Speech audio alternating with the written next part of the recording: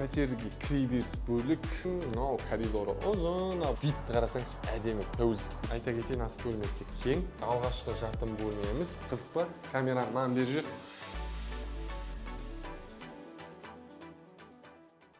Қызылорда қаласы тәуелсіздік бір мекен жайындағы мына тұрған үйден біз қазір 3 бөлмелі пәтерді көреміз. Орналасқан жері енді керемет. Қазір оны пәтердің терезе бөлігінің көргенде байқайсыздар. Пәтеріміз айта кетейін 3 бөлмелі екен айттым. 3-ші қабатта орналасқан.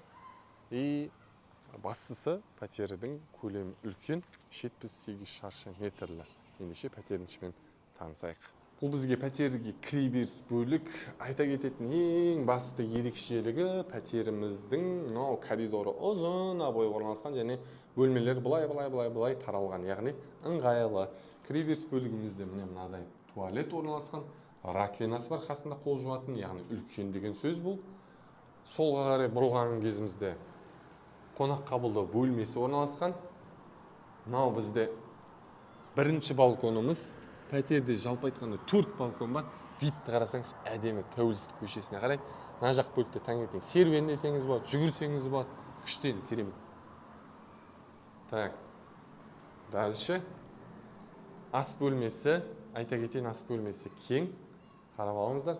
Екінші балконымыз аула бетке қарайды. Мына жақта кладовка орналасқан.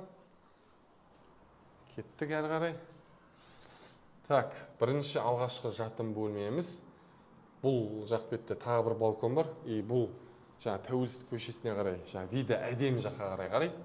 Және екінші жатын бөлмеміз. Тоже самый тәуелсіздік көшесіне қарайтын балконы бар. Яғни 4-ші балконымыз. Жуыну бөлмесі, ванна, стиралканы қараңыз қайда орналасқан, яғни үлкен ванна. Достар, пәтерде қабырғасы aboйланған еден линолеум. Жалпы айтқанда квадратурасы 78 шаршы метр, 4 балконы бар. Вид бізде өте керемет әдемі. Алуға асығайық.